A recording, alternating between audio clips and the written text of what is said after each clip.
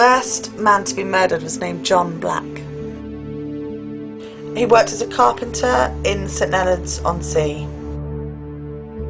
The night of the murder, as far as we know, John Black met with some friends at a pub in Hastings Old Town and expressed some worries about a recent slump in business and also his hopes that business was going to improve over the next couple of weeks.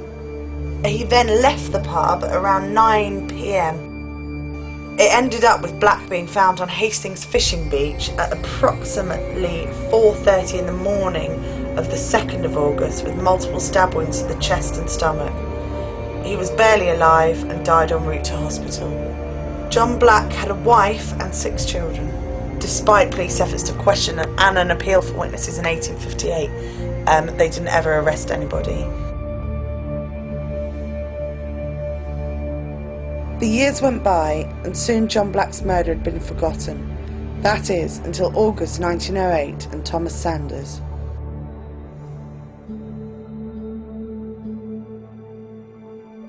He'd been to see a man about a job.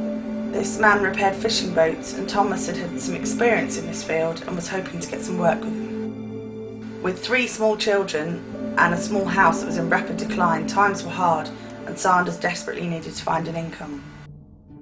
He was in good spirits as the man, Les Reed, had apparently promised him the possibility of 2 months' work repairing the hulls of 2 boats damaged at sea. He'd met with Reed at approximately 8 p.m. and then was supposed to begin the long walk back to Fairlight over the East Hill. He was found on the fishing beach in the early hours of the 2nd of August, not quite dead, with stab wounds to the chest and stomach. Ray Paul was a well-known figure in Hastings in the 1940s and 50s. Aged 37, he was a likeable character who loved his job and worked hard, having ever only taken 4 days off in his career, 2 from being sick, 1 for his wedding and 1 for his mother's funeral. On the morning of the 2nd of August 1958, he was found barely alive on the fishing beach and died whilst waiting for an ambulance to arrive. On the night of the 1st of August 1958, he uncharacteristically went to the pub to have a couple of drinks with his brother Derek. Like Sanders and Black before him, he left the pub at around 9 p.m. to walk back up to the ridge where he lived with his wife and 2 daughters. He never made it either, and like the other 2 victims, was found with the same stab wounds to his chest and stomach.